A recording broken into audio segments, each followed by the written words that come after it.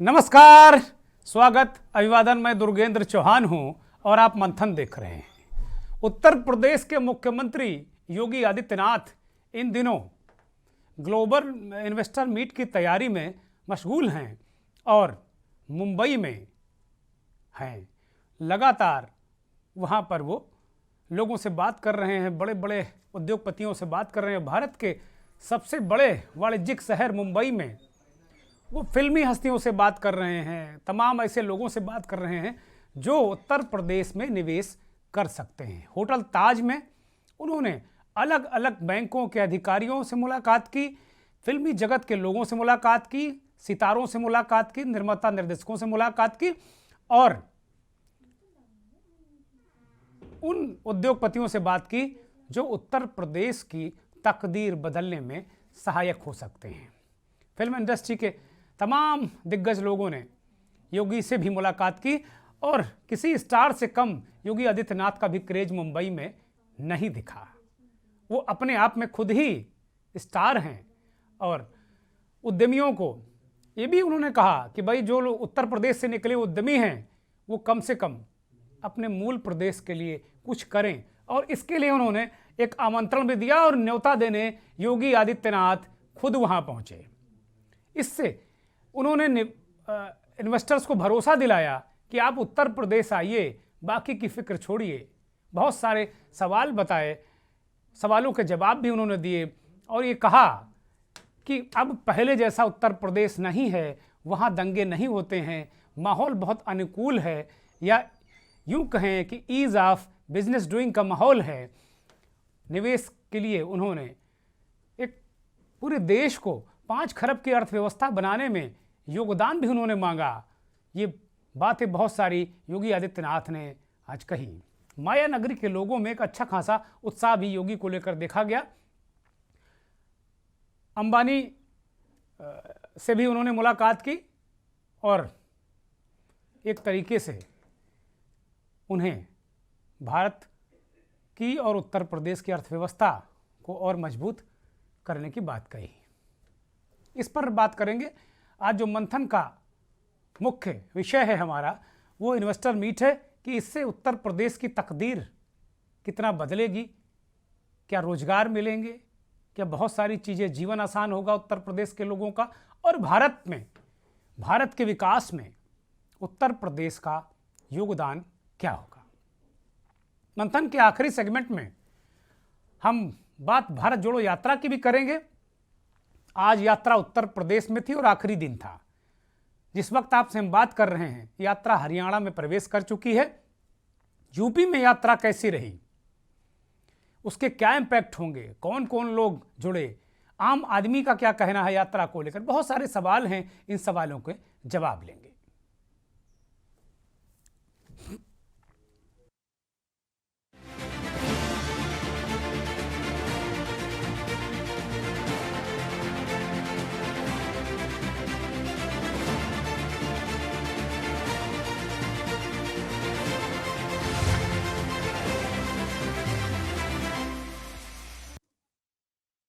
कुल मिलाकर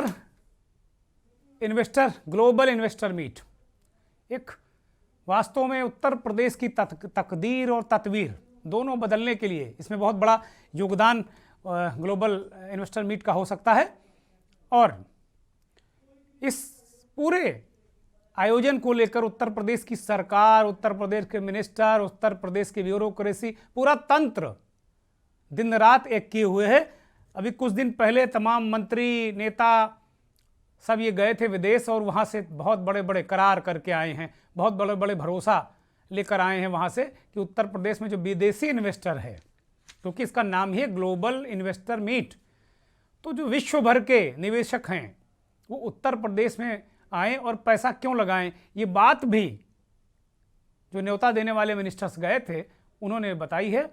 और कुल मिलाकर यूपी में लंबे समय से जो निवेश का माहौल बना है, यूपी के बेरोजगारों को रोजगार मुहैया कराने और यूपी को मजबूर नहीं बल्कि मजबूत राज्य के तौर पर विकसित करने की कोशिश को लेकर योगी आदित्यनाथ अपनी कवायद कर रहे हैं। मंत्रियों के विदेश दौरे, रोड शो जैसा मैंने बताया, और योगी खुद 2 दिनों से देश की आर्थिक राजधानी, वाणिज्यिक राजधानी मुंबई में है।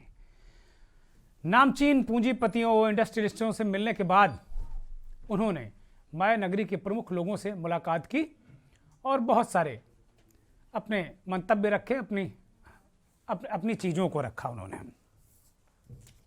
मुकेश अंबानी साहब से भी मिले और बहुत सारे वो लोग जो बहुत सारी चीज़ें हुई उनको लेकर हम लोग आज बात करेंगे।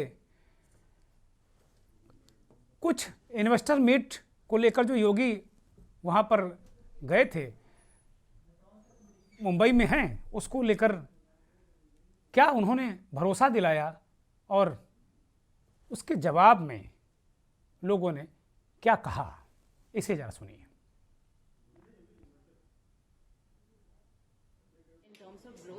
And in terms of achieving the $1 trillion economy, what are your views on this?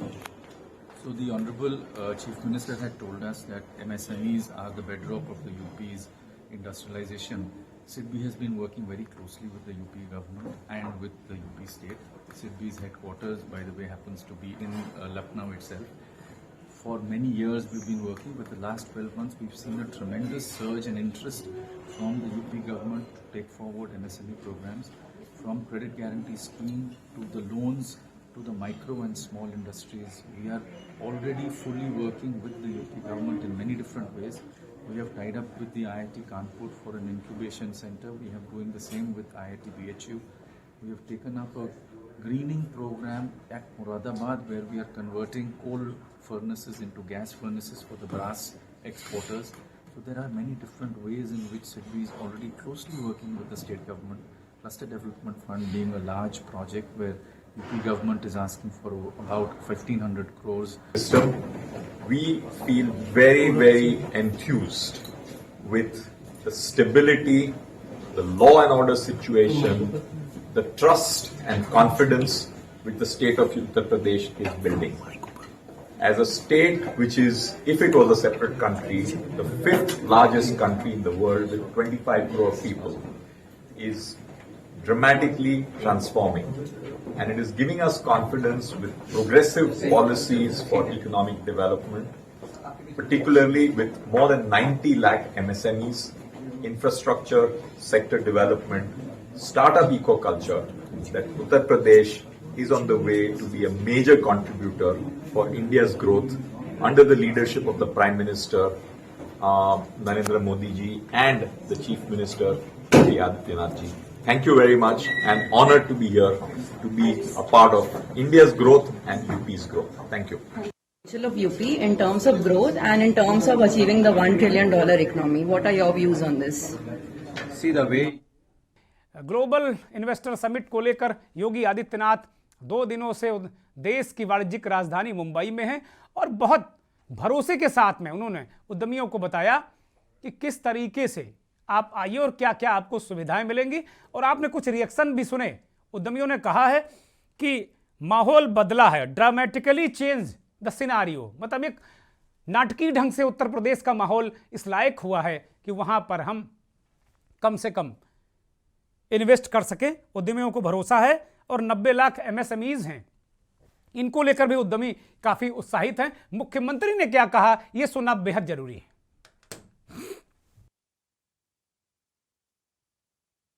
मुझे घर के अंदर तो आमंत्रण देने के लिए स्वयं ही जाना चाहिए और इसीलिए मैं आज स्वयं मुंबई में आया हूं आप सबको आमंत्रित करने के लिए कि उत्तर प्रदेश की इस अपॉर्चुनिटी का लाभ लीजिए। ढेर सारी संभावनाएं हैं, आपको भी, आपकी निवेश को भी सुरक्षा की गारंटी राज्य सरकार देगी। मानवीय हस्तक्षेप 0 है। आपने MOU किया, वहीं से मुख्यमंत्री कार्यालय इन सब की मॉनिटरिंग करना प्रारंभ कर देगा। उसमें फिर आपको कहीं जाने की आवश्यकता नहीं, कोई भी आपके किसी कार्य में हस्तक्षेप नहीं करेगा। महत्वपूर्ण चीजें होती हैं, उसमें से सबसे पहले शासन और प्रशासन में उद्यमी और निवेशक का विश्वास। उसे विश्वास हो कि मेरी फाइल अनावश्यक लटकेगी नहीं, लाल फीताशाही की शिकार नहीं होगी। हम लोगों ने इसके लिए टेक्नोलॉजी का उपयोग किया है। हमारा निवेश मित्र पोर्टल देश का सबसे बड़ा डिजिटल प्लेटफॉर्म है, जिसमें 350 से अधिक एनओसी एक साथ उपलब्ध हो सकती हैं, और उसको हम लोगों ने वहां पर लॉन्च किया है और वह सफलतापूर्वक कार्य कर गया। 4 लाख करोड़ रुपए से अधिक का निवेश उसी पोर्टल के माध्यम से उत्तर प्रदेश के अंदर हुआ है। दूसरा, अब हम लोगों ने निवेश सारथी भी बना दिया है। अगर किसी निवेशक ने हमारे साथ एमओयू किया तो निवेश सारथी इसका प्रतिदिन मॉनिटरिंग करेगा कि आपने निवेश किया है तो निवेश की प्रक्रिया में कहां पे अब आपके सामने प्रॉब्लम आ रही है, उसको हम उसके माध्यम से देख रहे हैं। और फिर निवेश आपका हो गया है तो निवेश होने के बाद आपको समय पे इंसेंटिव मिली है, इसके लिए भी हम लोगों ने ऑनलाइन प्लेटफॉर्म बना दिया है। डिजिटल प्लेटफॉर्म के माध्यम से इस पूरी प्रक्रिया को बिना किसी मानवीय हस्तक्षेप के आगे बढ़ाने की कार्रवाई के साथ हम आगे बढ़ा। माया नगरी ने भी योगी आदित्यनाथ के न्योते को तहे दिल से स्वीकार किया है। इस देश और दुनिया के जाने माने सिंगर सोनू निगम ने क्या कहा योगी जी से, वो भी सुनिए। तो तीनों से संबंध है, तो मुझे बड़ी खुशी है कि आप यूपी और महाराष्ट्र को इस तरीके से मिला रहे हैं। और हमारी ओर से ना मेरे काफ़ी कुछ बड़े फैक्ट्री हैं, कुछ छोटे हैं, हमारी ओर से जो बेस्ट हो पाएगा आपकी नीयत और आपके प्यार को और आपकी, जैसे बोनी जी ने कहा, सबसे अच्छी बात है कि आपने यूपी को क्राइम मुक्त किया है। के न्यूज़ के दर्शकों को वक्त देने के लिए शशांक यादव समाजवादी पार्टी के पूर्व एमएलसी नेता हमारे साथ जुड़े हैं। शशांक भाई, बहुत स्वागत, बहुत धन्यवाद। और इस देश के जाने माने अर्थशास्त्री प्रोफेसर डॉक्टर यशवीर त्यागी साहब जुड़ गए हैं। बहुत स्वागत डॉक्टर साहब, बहुत धन्यवाद आपका के न्यूज़ के दर्शकों को वक्त देने के लिए। सबसे पहला सवाल मंथन का विनम्र अग्रवाल साहब से, चूंकि उद्योग जगत किस तरीके से मुख्यमंत्री के इस पहल को, इस अभियान को, उत्तर प्रदेश के विकास का जो अभियान उन्होंने छेड़ रखा है, और ग्लोबल इन्वेस्टर मीट, इसके कितने एस्पेक्ट हैं, क्या फ़ायदे हैं, उद्योग जगत और अर्थशास्त्री यही दो बेहतर बता सकते हैं। और प्रैक्टिकली क्या चीज़ें बेहतर हैं, क्या समस्याएं हैं, उद्योग जगत बता सकता है। विनम्र अग्रवाल साहब के पास जाऊंगा। अग्रवाल साहब, ग्लोबल इन्वेस्टर मीट को आप किस तरह से देखते हैं और कितने डायमेंशन हैं इसके, जरा दर्शकों को समझाइए हमारे। नमस्कार देवेंद्र जी, और बहुत बहुत धन्यवाद मुझे यहाँ बुलाने के लिए। यूपी सभी लोग जानते हैं कि एक समय पे एक बीमारू राज्य के नाम से जाना जाता था, और जो अपने जो उत्तर भारत के जो प्रमुख राज्य हैं, बिहार, मध्य प्रदेश, राजस्थान, उत्तर प्रदेश, इन्हीं को बीमारू की श्रेणी में लिया जाता था। कुछ वर्षों में ऐसा हुआ था पिछले 10-15 सालों में कि मध्य प्रदेश में काफी निवेश हुआ था, काफी आर्थिक प्रगति हुई थी, राजस्थान में काफी आर्थिक प्रगति हुई थी जी, पर उत्तर प्रदेश कुछ किसी वजह से उतनी प्रगति नहीं कर पाया था। आर्थिक प्रगति करने के लिए एक इंडस्ट्री का होना, इंडस्ट्री प्रेजेंस होना बहुत आवश्यक है, क्योंकि सिर्फ मात्र एक सर्विसेज लेड इकोनॉमी कहीं भी सक्सेसफुल नहीं हो पाती। जब तक एक स्ट्रॉन्ग मैन्युफैक्चरिंग बेस ना हो, एक इंडस्ट्री का बेस ना हो, जिसको हम प्राइमरी सेक्टर बोलते हैं जी, तब तक वो पैसा इकोनॉमी में नहीं आता जिससे बाकी इकोनॉमिक एक्टिविटी को डेवलप किया जा सके, उसको ग्रो किया जा सके। पिछले 5-7 वर्षों में कुछ अभियान हुए हैं। माननीय मुख्यमंत्री योगी आदित्यनाथ जी की सरकार ने इन्वेस्टर समिट करी है, डोमेस्टिक इन्वेस्टर समिट करी है, कुछ निवेश को यूपी में लाया गया है, और अब इसी को एक ग्लोबल प्लेटफॉर्म को अट्रैक्ट करने के लिए एक ये पहल है ग्लोबल इन्वेस्टर समिट के नाम से। बहुत सारे पहलू में इसके सबसे प्रमुख पहलू तो यही है कि उत्तर प्रदेश में निवेश हो, आर्थिक विकास हो उत्तर प्रदेश का, लोगों के लिए एम्प्लॉयमेंट अपॉर्चुनिटीज क्रिएट हो, जॉब्स क्रिएट हो, लोग कंस्ट्रक्टिवली ऑक्यूपाई हो। और आज उत्तर प्रदेश जो विश्व में सबसे बड़ा, 5वां सबसे बड़ा विश्व है जनसंख्या के हिसाब से, आज एक स्किल्ड मैन पावर के पलायन से भी काफी संक्रमित है। जहाँ पे अच्छे अच्छे लोग यूपी से निकल के गए हैं बाकी राज्यों में, विदेशों में, जहाँ पे वो बहुत बढ़िया काम कर रहे हैं, परंतु यूपी वो इसलिए नहीं आ पाए क्योंकि उनको वो अपॉर्चुनिटीज नहीं मिल पाई। अगर इस प्रकार से एक इन्वेस्टर समिट के होने के माध्यम से और सिर्फ मात्र इन्वेस्टर समिट ही नहीं, अगर सरकार और ठोस कदमों से अगर उस प्रकार की एक इन्वेस्टमेंट क्लाइमेट बना के इंडस्ट्री का विकास कर सकती है, तो उससे अवश्य जितने लोग यूपी के बाहर काम कर रहे हैं उनको वापस आने का मौका मिलेगा। और कहीं ना कहीं इसका एक साइड बेनिफिट सिर्फ आर्थिक विकास के साथ साथ एक सोशल विकास का भी होगा, एक सोशल डेवलपमेंट का भी होगा, जो यूपी को अवश्य फायदा है। नहीं, निश्चित तौर पर बड़ी बड़ी महत्वपूर्ण बातें विनम्र अग्रवाल जी ने कही और बहुत बहुत कम शब्दों में बहुत ज़रूरी बातें बता दी हैं विनम्र अग्रवाल जी ने। एक इंडस्ट्रियलिस्ट के तौर पर चेतन भल्ला, आप किस तरह, आपका नज़र और नज़रिया क्या है इन्वेस्टर मीट को लेकर? क्योंकि विनम्र जी ने बहुत विनम्रता के साथ में अपनी बातों को रखते हुए ये कहा है कि जो स्किल्ड मैन पावर है उसका पलायन हो जाता है और सर्विस सेक्टर से केवल काम नहीं चलने वाला, मैन्युफैक्चरिंग होनी चाहिए। तो आप जो भी मैन्युफैक्चरिंग में हैं आप, तो मुझे लगता है कि आप बेहतर बता पाएंगे और मुझे लगता है आप युवा उद्यमी हैं, तो और बेहतर तरीके से युवाओं के सामने क्या दिक्कतें आ रही हैं। चेतन भल्ला साहब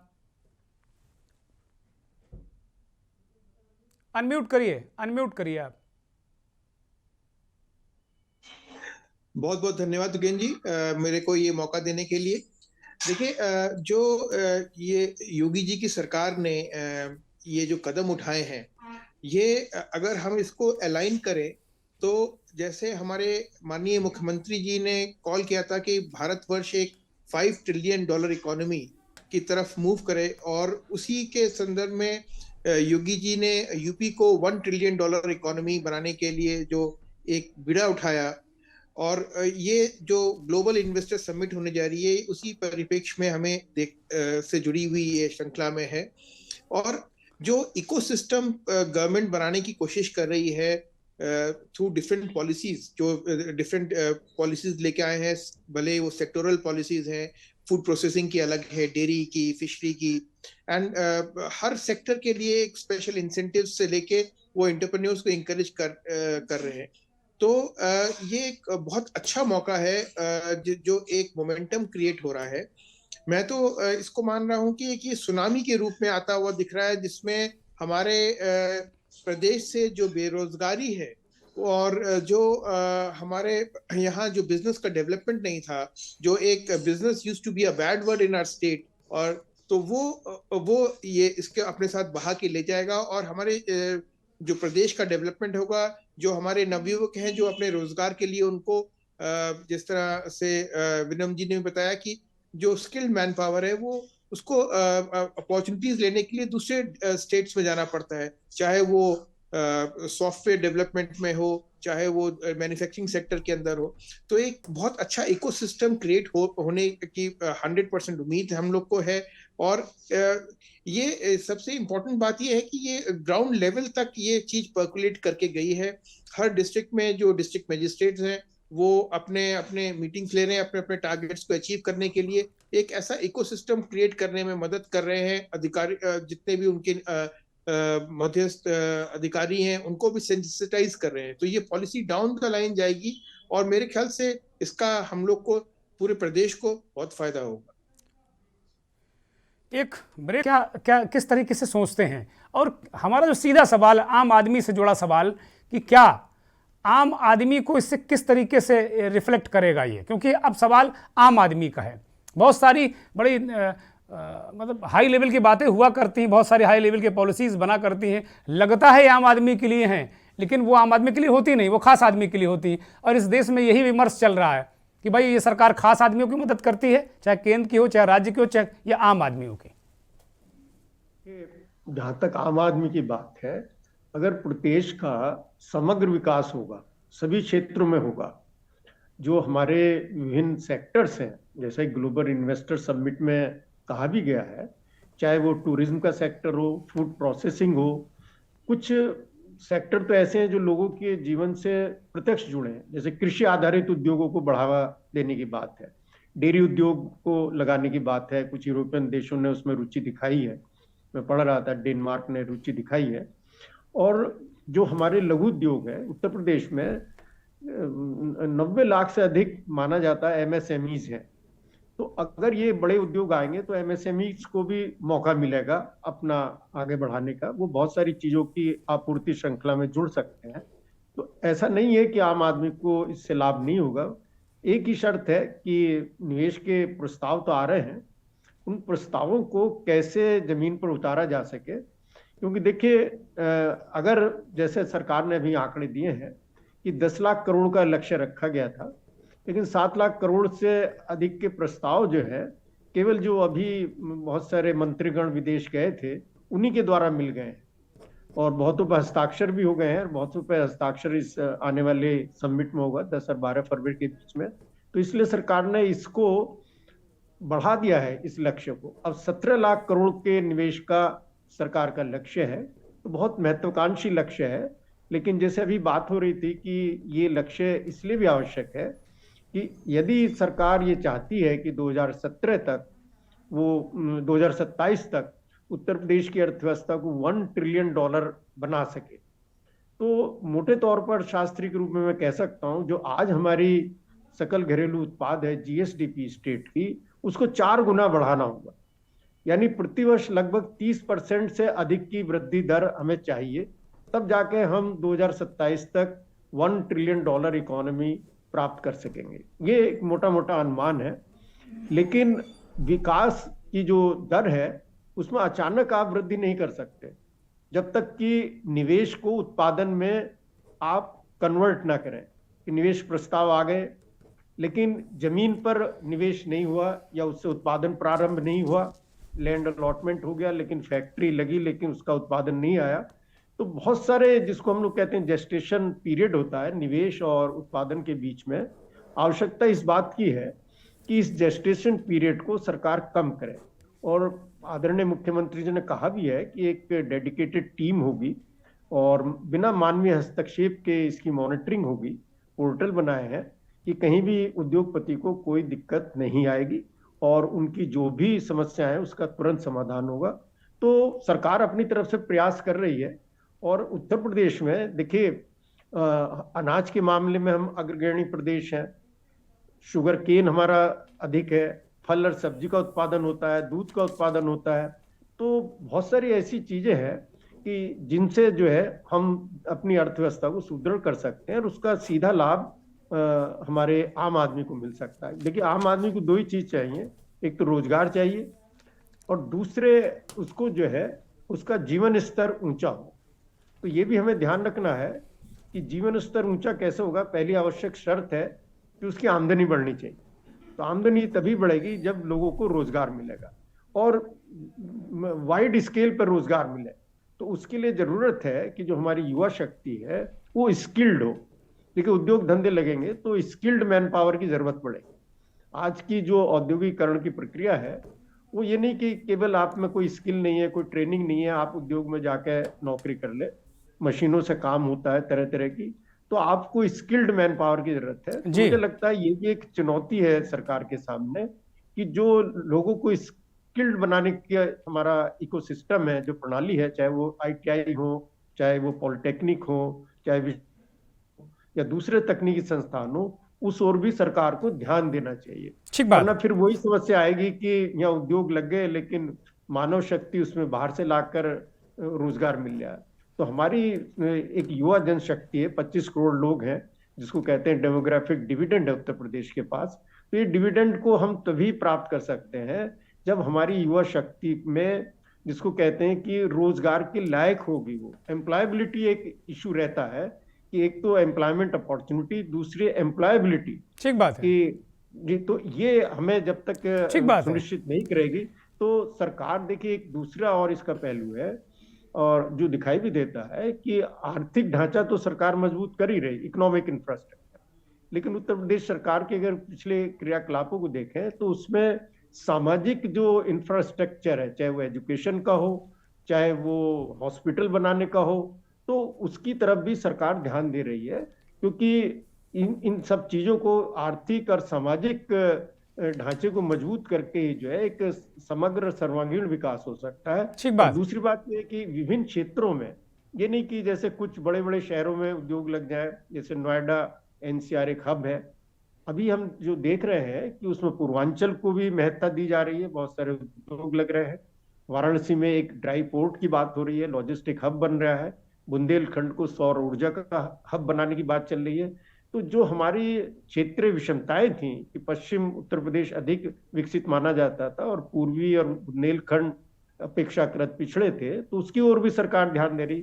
तो एक संतुलित विकास भी इसमें दिखाई देता है। ठीक बात लेकिन है, मैं ठीक फिर बात है। कहूंगा बहुत सारे प्रयास प्रोफेसर त्यागी ने बताया कि बहुत सारे प्रयास हो रहे हैं, बहुत सारी उन्होंने चीजें कही कि ठीक है, बहुत अच्छी बात है, 10 लाख करोड़ से ज्यादा 17 लाख करोड़ कर दीजिए, 27 कर दीजिए, लेकिन उनको धरातल पे उतरना चाहिए। संजीव मिश्रा जी, विपक्ष यही आरोप लगाता रहा कि भाई जबानी जमा खर्च करते हैं आप और धरातल पे नहीं उतरती, आप कागज पे तो बहुत सारे काम कर डालते हैं। संजीव जी अनम्यूट करिए। संजीव जी, आपको दर्शक सुन नहीं पा रहे हैं, आपकी वाणी पहुंच नहीं रही। नहीं नहीं, देखिए दुर्गेन जी, कई चीजें ऐसी होती हैं जो विपक्ष को नहीं दिखाई देती या विपक्ष उसको देखना नहीं चाहता, वो जनता में भ्रम फैलाने का काम करता है। आपने 17 के पहले, 2017 से पहले की अगर मैं बात करूं तो 15 साल ऐसे थे जो अनाचार, दुराचार, अत्याचार और पापाचार के थे। एक देश में और विदेशों में भी एक ये संदेश था कि उत्तर प्रदेश में जाने का मतलब लुट जाना। आज 17 के बाद की जो स्थितियां आई, अब सैमसंग जैसी कंपनी अगर मोबाइल का स्क्रीन बना रही उत्तर प्रदेश में, तो ये विपक्ष को थोड़ी ना दिखाई देगा। आज कितने वो बन गए जो हमारे एक्सप्रेस वे थे, वो नहीं दिखाई देगा। कहां कहां हमारी मेट्रो शुरू हो गई, वो नहीं दिखाई देगा। अब 8,500 करोड़ रुपए के साथ कमर्शियल ऑपरेशन शुरू होने की स्थितियां हैं। 6,400 करोड़ के 19 प्रोजेक्ट ऐसे हैं जिसका इंप्लीमेंट स्टेज पर पहुंचे हुए। ये विपक्ष को नहीं दिखाई देगा। विपक्ष तो केवल ट्वीट करने में मस्त है, विपक्ष तो केवल इसमें मस्त है कि जो हमारी वैक्सीन है वो भारतीय जनता पार्टी की वैक्सीन है। तो यहाँ पर जो है कहीं टी शर्ट का खेल चल रहा। तो ऐसी स्थितियों में इनको जनता से कोई कनेक्टिविटी नहीं है, न कोई इनको लेना देना। अब हमारे यहाँ की स्थितियां ये है कि अगर दोनों डिप्टी सीएम और मिनिस्टर्स 16 देशों में रोड शो करके आए, ये इनको नहीं दिखाई देगा, ना इनको समझ में आए। 7 लाख करोड़ के ऊपर का, मतलब 7 लाख, बहुत बड़ी उपलब्धि है भाई, बहुत बड़ा आंकड़ा है। तो मैं कितने जीरो है हमें पता ही नहीं है, बहुत बड़ा आंकड़ा है भाई। 12,288 करोड़ के निवेश के प्रस्ताव आ चुके हैं, साइन हो रहे हैं। ब्रिटेन अमेरिका से ज्यादा मतलब इंटरेस्टेड है कि वो किसी तरीके से उत्तर प्रदेश में निवेश करे। ये एक माहौल बना, ये एक इस तरीके का माहौल बना है कि लोगों में एक ये मजबूत स्थितियां आई हैं कि अब वहां गुंडाई बंद हो गई। अब वहां पर निवेश करने का अच्छा और सरल तरीका है। मुख्यमंत्री जी ने वो माहौल बनाया हुआ है कि जो निवेशक हैं उनको भी लग रहा है कि उत्तर प्रदेश में हम अगर निवेश करेंगे, ठीक बात है, 24-25 हजार करोड़ की हमारी जनसंख्या है, उस पर ये होता है। अच्छा, अब नौकरियां भी जनरेट होंगी, अब 7 लाख लोगों को जॉब के अवसर भी मिलेंगे। ये विपक्ष को थोड़ी ना दिखाई देगा। विपक्ष तो अपनी ढपली अपना बजा रहा है। ठीक बात है संजीव भाई। शशांक यादव पूरे में एलसी मौजूद हैं, उनसे बात कर लेते हैं। शशांक जी, भाई संजीव मिश्रा जी ने बहुत सारी बड़ी महत्वपूर्ण बातें कही और आपने मुझे लगता सुना भी होगा। ये कह रहे हैं कि भाई आप लोग ट्वीट में व्यस्त रहते हैं, आपको दिखता नहीं है। आप लोग कहते हैं कि जो MOU होते हैं वो धरातल पे नहीं उतरते। उन्होंने गिना दिया कि भैया इतने फैक्ट्रियां प्रोडक्शन के लिए तैयार हैं, इतना माल तैयार है। उत्तर प्रदेश में क्या क्या हो गया भाई, एक बार गाड़ी उठाइए, पूरे घूमिए, आप भी हो, आपके राष्ट्रीय अध्यक्ष जी भी। शशांक यादव अनम्यूट करिए अपने आप को।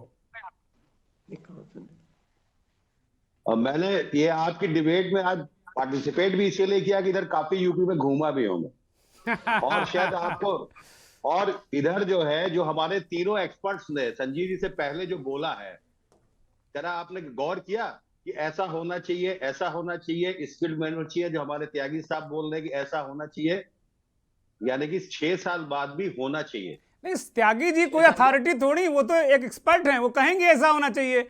और हमारे जो उद्यमी दो बैठे हुए हैं, एक CII के मतलब बहुत जिम्मेदार व्यक्ति हैं और चेतन भल्ला एक उद्यमी है, वो कह रहे हैं कि भाई बहुत अच्छा माहौल है।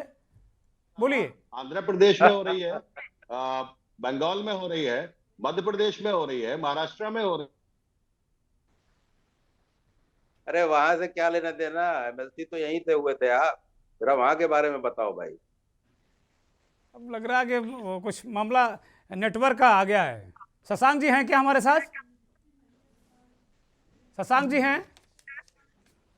आवाज आ रही है? हाँ शशांक जी बोलिए भाई, अब आपको हम लोग बहुत बेसब्री से सुन रहे हैं, बोलिए।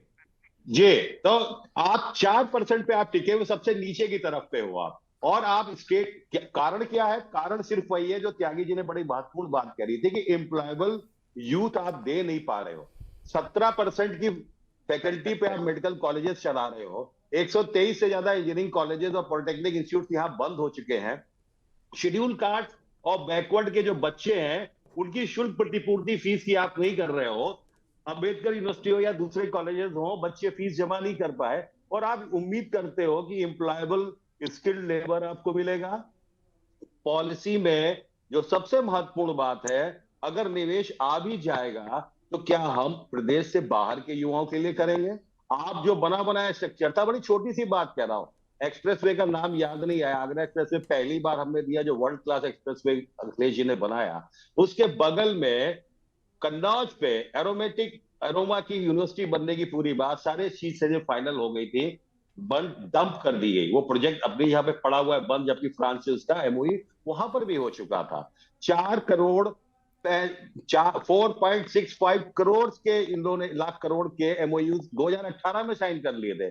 आज तक जरा अंतर देखिए, 465 लाख करोड़ के एमओयू 2018 में और 3 लाख करोड़ के धरातल पर है। जरा मिलाइए 6 साल के अंदर अभी तक का जो भी इन्वेस्टमेंट निकल के आया है। डिफेंस कॉरिडोर पर बहुत पहले हमारे तो प्रधानमंत्री जी ने कहा था कि हम 2022 में जब देश 75वीं बनाना होगा तो हम 5 ट्रिलियन इकोनॉमी होंगे। अभी बनने में कितने टाइम है? त्यागी साहब ने बड़ा स्पष्ट कहा कि अगर 1 ट्रिलियन इकोनॉमी 27 तक बनानी है तो 30% की एसजीडीपी चाहिए। इतना 4 गुना वो करें, जीडीपी जो मौजूदा है उससे 4 गुना चाहिए, ये भी बात कर रहे हैं त्यागी साहब।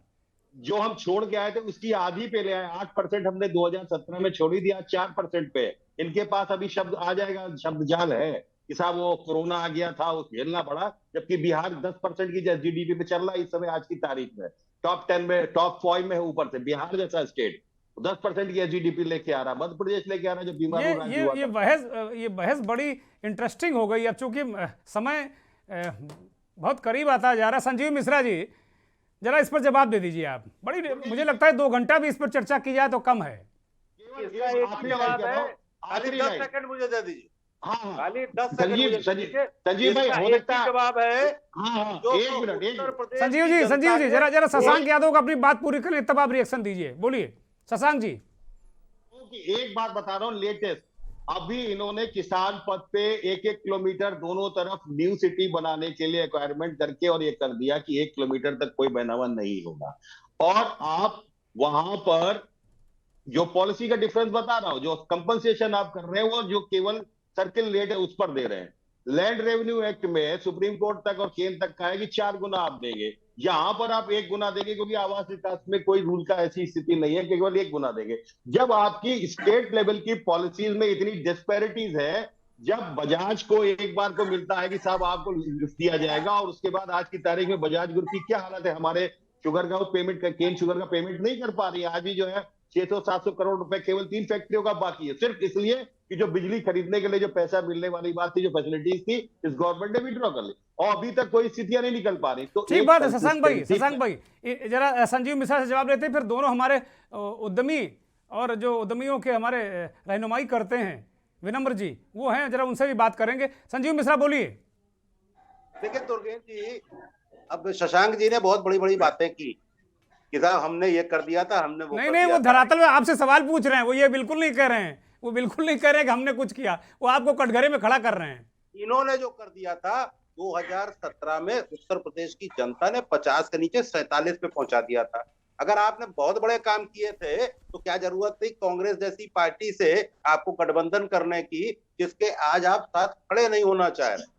तो भीड़ देखोगे तो कहोगे खड़ा, हाँ भाई हमारा समर्थन, और वरना आपका विरोध। संजीव भाई आपका जवाब राजनीति में नहीं होता, इकोनॉमी का जवाब राजनीति में नहीं होता। परेशान क्यों हो जाते हो? यही समस्या है यहाँ पर। अभी आप 5 साल की सरकार चला के आए हो ना, जो आपने कहा था कि मुसलमानों को आरक्षण देंगे, 5 साल में आपने उनको केवल उद्योगों की बात करो, मुसलमानों और हिंदुओं की मत लेकर आओ। मैं विनम्र जी के पास जाऊंगा। विनम्र जी, अभी शशांक यादव जी ने कुछ मुद्दे उठाए, समाजवादी पार्टी के नेता हैं, इस तरीके की दिक्कतें क्या आती हैं उद्यमियों को? चूंकि आपके पास तो बहुत तगड़ा फीडबैक रहता है उद्यमियों का, कहाँ कौन परेशान हो रहा है, किसको क्या दिक्कतें हो रही हैं। विनम्र जी। दुर्गेंद्र जी, ये पहली चीज मैं ये बोलना चाहूंगा कि मेरे अनुसार, मैं उद्यमी हूँ, उद्यम जगत से हूँ, मेरे अनुसार आर्थिक विकास, इंडस्ट्रियलाइजेशन का कोई राजनीतिक रंग नहीं होना चाहिए, कोई राजनीतिक स्वरूप नहीं होनी चाहिए। बहुत बड़ी बात ये है, प्रदेश बहुत के बड़ी लिए, बात ये कही प्रदेश आपने। की जनता के लिए ये हम लोग एक सर्विस दे रहे हैं जिसके लिए हमारे प्रदेश को लाभ मिलेगा।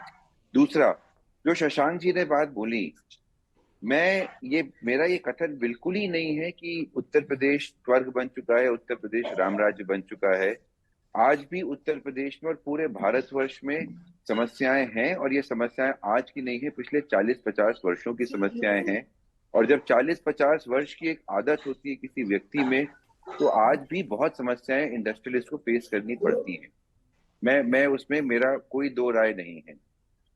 परंतु क्या हम ये कहें कि वो एक कारण होना चाहिए कि हम प्रयास ना करें? मेरे अनुसार ये कतई सही नहीं है। प्रयास करना, चाहे उद्योग जगत से हो, चाहे राजनीति, चाहे पॉलिटिक्स जगत से हो, आज मुझे लगता है कि अगर यूपी के रहने वाले हैं और अगर यूपी में हमारा अगर इंटरेस्ट है, तो हर व्यक्ति की जिम्मेदारी है कि हम लोग इस आर्थिक विकास की तरफ आगे बढ़ें। और उस पर्पज से जो आपने सवाल किया था, मेरे अनुसार एक बहुत बड़ा कदम है ग्लोबल इन्वेस्टर समिट करने का।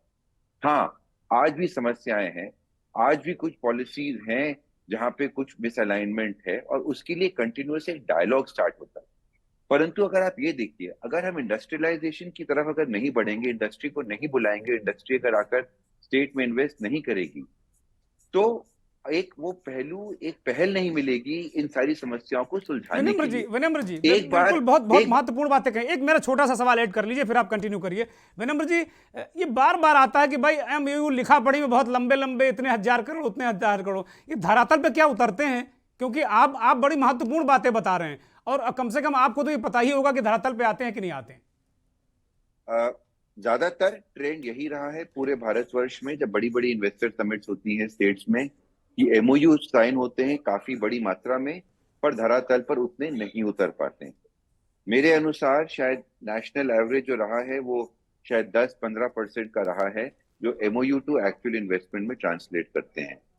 परंतु उसके बावजूद भी मैं फिर वही बात कर रहा हूं, अगर आज ही मुख्यमंत्री जी ने कहा है कि पहले हमारा 10 लाख करोड़ का टारगेट था, अब हम 17 लाख करोड़ का टारगेट लेकर चल रहे हैं कि हमारे एमओयू साइन हो, हमारे इन्वेस्टमेंट प्रपोजल्स एक्सेप्ट हो। मैं ये बोलूंगा कि अगर उनमें से अगर 30% भी अगर ट्रांसलेट हो जाते हैं इन्वेस्टमेंट में, तो इसका मतलब करीबन 6-7 लाख करोड़ का निवेश उत्तर प्रदेश में होगा, जो अपने आप में उत्तर प्रदेश के लिए काफी फायदेमंद है। ठीक बात। उसके ऊपर भी मुख्यमंत्री जी ने बताया है कि उनकी सरकार ने इस प्रकार के कदम उठाए हैं कि ऑटोमेटिक बेसिस पे हो, एक सस्टेन फीडबैक मैकेनिज्म हो। और जो हम लोग कई बार, आज से 15 साल पहले हम लोग चाइना के बारे में बात करते थे, हम लोग कहते थे हर शहर के मेयर को एक टारगेट दिया गया है कि तुम्हारे शहर में इतना इन्वेस्टमेंट आना चाहिए। आज उस प्रकार की एक मानसिकता दिख रही है शायद, जो हमारे स्टेट में डिस्ट्रिक्ट मजिस्ट्रेट्स को दी जा रही है। अगर वही कंपेरेटिव फेडरलिज्म अगर हमारी डिस्ट्रिक्ट्स में आ जाता है और डीएम्स के बीच में कंपटीशन हो जाता है, कहीं ना कहीं सर्विस डिलीवरी इंप्रूव होगी, इंडस्ट्रियलिस्ट की समस्या का समाधान होगा और पॉलिसीज का अलाइनमेंट होगा। पर एक मार्केट डिमांड बनना बहुत जरूरी है, क्योंकि वो क्रिटिकल मास जब एक बार आ जाएगा, तो उसके बाद किसी सरकार को, किसी योगी आदित्यनाथ को नहीं खड़ा होना पड़ेगा इस सबको डेवलपमेंट करने के लिए। ये अपने आप में एक जगन्नाथ की यात्रा की तरह बन जाएगा, जो अपने आप मूव करेगा। बहुत बड़ी बात। मैं प्रार्थना करूंगा प्रभु जगन्नाथ से कि आपकी बात अक्षरशः सत्य हो। एक ब्रेक ले रहा हूं। और एक बात विनम्र अग्रवाल जी ने कही, जो CII के चेयरमैन हमारे साथ भी थोड़ी देर पहले जुड़े थे, कि भले ही कोई बात नहीं, पूरे देश का जो नेशनल एवरेज है वो 10 से 15% है, जितना एमओयू होता है उसका 10 से 15% ही मेटलाइज जमीन पर उतरता है। तो अब तो एक बात क्लियर हो गई, न पक्ष को कोई दिक्कत है न विपक्ष को कोई दिक्कत है। अब इसमें कोई हवाबाजी करने की किसी को जरूरत है नहीं। ये बिल्कुल एक डेटा है। लेकिन वास्तव में एक जो उद्यमी, एक उद्योग लगाने चलता है, निवेश करता है, वो उसके लिए क्या और बेहतर किया जाए या क्या अभी भी दिक्कतें आती हैं? संजीव मिश्रा हैं, वो नोट करेंगे और अपनी सरकार को बताएंगे। देखिए, सबसे पहले उद्योग लगाने के लिए कोई भी उद्योगपति जब शुरुआत करता है अपने प्रोजेक्ट के लिए, तो हमें लैंड की आवश्यकता होती है। और लैंड जो हमें इंडस्ट्रियल डेवलपमेंट अथॉरिटी से मिलती है, वो उनके पास लैंड बैंक नहीं है। तो ये बात हम लोग ने सरकार ने हमारी सुनी है, और इन पॉलिसीज में प्राइवेट इंडस्ट्रियल एरियाज को डेवलप करने के लिए बहुत प्रोत्साहन दिया गया है। और जो डिफरेंट रिस्पेक्टिव अपने डिस्ट्रिक्ट्स के डिस्ट्रिक्ट मैजिस्ट्रेट्स हैं, वो भी अपने अपने डिस्ट्रिक्ट्स में चिन्हित कर रहे हैं कि कौन से एरियाज वो इंडस्ट्रियल टाउनशिप में डेवलप कर सकते हैं और किस तरीके से वो उन लैंड को प्रोवाइड कर सकते हैं इंडस्ट्रियलिस्ट को लगाने के लिए। तो ये एक बहुत बड़ी दिक्कत आती है लैंड की। वैसे तो एक इंडस्ट्रियलिस्ट जो है वो करीब 28 डिपार्टमेंट्स के साथ में उसको इंटरैक्ट करना पड़ता है और उनकी रिक्वायरमेंट्स को फुलफिल करना पड़ता है। लेकिन जो गवर्नमेंट की पहल पिछले कुछ टाइम से रही है कि एक जो ट्रांसपेरेंसी लेके आ रहे हैं, जैसे कि डिफरेंट लाइसेंसेस के लिए निवेश मित्र, निवेश सारथी के थ्रू अप्लाई करना, और जो इंटरेक्शन होता था एक उद्यमी का अधिकारी के साथ में, उसको मिनिमाइज कर दिया गया। वो भी टाइम बाउंड तरीके से वो परमिशंस, वो लाइसेंसेस मिल रहे हैं। तो ईज ऑफ डूइंग बिजनेस जो है वो काफी अच्छी जनरेट हो रही है अपने स्टेट के अंदर। और जिस तरह से जो गवर्नमेंट के जो प्रयास रहे हैं, हम लोग सेकंड नंबर पे ईज ऑफ डूइंग बिजनेस में स्टैंड करते हैं कंट्री के अंदर। तो ये एक अच्छी पहल है। इसी के साथ में लेकिन ईज ऑफ डूइंग बिजनेस के साथ साथ हमें ease of starting up and ease of closing down, क्योंकि जब भी कोई उद्यम आता है, कोई उद्योग लगता है, तो कुछ असफल भी होते हैं। तो हमें अभी ईज ऑफ स्टार्टिंग और साथ में ईज ऑफ क्लोजिंग, कि कोई उद्यमी अपना व्यापार अगर अपना उद्यम बंद करना चाहता है तो कितनी आसानी से वो एग्जिट कर सके। बहुत दो बड़ी बातें हैं। संजीव मिश्रा जी नोट करेंगे। मुझे लगता है कि ठीक है, लगाने के लिए तो हम ढोल मंजीरा बजाते हैं कि भाई लगाओ लगाओ, आओ आओ, लेकिन अगर वो असफल हो जाता है तो फिर उसका ऐसा ना हो कि उसका घर तक खोद डालो। तो कम से कम एक महत्वपूर्ण बात यह है कि भाई कम से कम क्लोज करना चाहे तो वो शांति से बंद कर सके, और स्टार्टअप करना चाहे तो शांति से कर सके। प्रोफेसर त्यागी, 20 सेकंड में आप इसको क्या कहना चाहेंगे कि और क्या चीजें होनी चाहिए, या इसके बारे में आपका आखिरी कमेंट क्या होगा?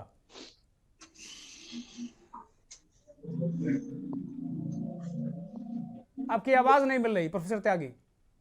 अच्छा, मैं ये समझता हूं कि ये जो ग्लोबल इन्वेस्टर समिट है, जितना निवेश प्रस्तावित है, अगर ये धरातल पा जाता है, जैसे विनम्र अग्रवाल जी ने कहा कि 10%, अगर पिछला निवेश देखें तो दो तरीके देख सकते हैं। सरकारी आंकड़ा है कि 4 लाख करोड़ से अधिक मिला था, 3 लाख करोड़ आ गया। ग्राउंड ब्रेकिंग सेरेमनी हुई 3 बार, जिसको और अधिक हम कह सकते हैं कि कंक्रीट इन्वेस्टमेंट हुआ होगा, तो वो 2 लाख करोड़ के करीब है। तो प्रतिशत भी कहीं ना कहीं थोड़ा सा सुधार हुआ है, लेकिन अभी भी ये बहुत महत्वाकांक्षी लक्ष्य है, क्योंकि एक छोटा सा शुभ संकेत मिल रहा है। मैं देख रहा था उत्तर प्रदेश के आंकड़े, यहाँ उत्तर प्रदेश की विकास दर की बात हो रही थी, जीएसडीपी में कितनी वृद्धि हुई है। तो जो वर्तमान हमारा कंप्लीट करिए, मेरे पास 2 सेकंड भी नहीं है, कंप्लीट करिए प्लीज। 2022-23 है, इसमें पहली तिमाही में जो हमारी विकास दर रही है वो 11.6% रही है। तो ये थोड़ा इस ओर इंगित करता है कि जो निवेश है उसका लाभ अब हमारी विकास दर में वृद्धि के लिए मिल रहा है। बहुत शुक्रिया प्रोफेसर त्यागी, आपका बहुत शुक्रिया। विनम्र अग्रवाल, आपका बहुत शुक्रिया। चेतन भल्ला, आपका बहुत शुक्रिया। संजीव मिश्रा और शशांक यादव जी, आपका बहुत शुक्रिया, बहुत बहुत धन्यवाद। अब बात, भले ही बहुत कम समय हमारे पास है, लेकिन राहुल गांधी की भारत जोड़ो यात्रा 3 दिन तक उत्तर प्रदेश में रहने के बाद अब हरियाणा में प्रवेश कर गई है। जयराम रमेश ने यात्रा के हरियाणा प्रवेश के बाद प्रेस कॉन्फ्रेंस पत्रकारों से बातचीत करते हुए क्या कहा, वो सुनिए, और फिर हम अपने सहयोगी राजू शर्मा से बात करेंगे। ना बार बार जो मैं सुनता हूं कि उत्तर, और कल भी मुझे कई लोगों ने पूछा, पत्रकारों ने भी पूछा, आप उत्तर प्रदेश में और ज्यादा दिन क्यों नहीं काट रहे हैं? हम काटना चाहते थे, रहना चाहते थे, पर हमें कश्मीर पहुंचना है 30 जनवरी के पहले और दिल्ली वापस लौटना है, क्योंकि पार्लियामेंट की शुरुआत 31 को होती है। तो इसलिए इस भारत जोड़ो यात्रा, यानी कि दक्षिण से उत्तर जो भारत जोड़ो यात्रा चल रहा है, कन्याकुमारी से कश्मीर, इसमें 3 ही जिले उत्तर प्रदेश के शामिल किए। अरे गिराओ राजू शर्मा है। अब हम सीधे अपने सहयोगी राजू शर्मा के पास चलेंगे। राजू शर्मा लगातार पश्चिमी उत्तर प्रदेश में इस यात्रा को के न्यूज़ के लिए कवर कर रहे हैं और इस वक्त उत्तर प्रदेश और हरियाणा बॉर्डर पर हैं।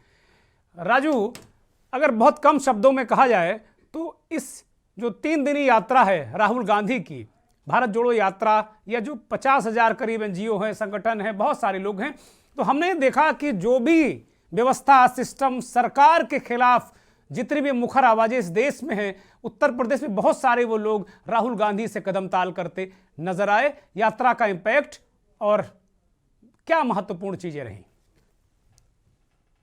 बिल्कुल, देखिए सर, मैं आपको बता दूं कि पश्चिम उत्तर प्रदेश का जो हब कहा जाता है उसे राजनीतिक का हब कैराना को कहा जाता है, और कैराना की आज जो जन सैलाब था भारत जोड़ो यात्रा में, लाखों की संख्या में जो लोग थे वो राहुल गांधी को देखने के लिए पहुंचे थे, उनका अभिवादन करने के लिए पहुंचे थे, पुष्प वर्षा कर रहे थे, उन्हें गन्ना भेंट कर रहे थे। कुल मिलाकर अगर बात करें भारत जोड़ो यात्रा की, जिस तरह से 3 दिन यूपी में रही है और कैराना से शामली होते हुए हरियाणा में प्रस्थान कर गई है, तो जो भारत जोड़ो यात्रा थी उससे राहुल गांधी को पश्चिम उत्तर प्रदेश में कहीं ना कहीं संजीवनी मिलने का काम किया गया है। बहुत धन्यवाद राजू शर्मा, बहुत शुक्रिया। और शुक्रिया उन करोड़ों दर्शकों का जो के न्यूज़ को देखते हैं, हमारे इस खास कार्यक्रम मंथन को देखते हैं। बहुत बहुत धन्यवाद।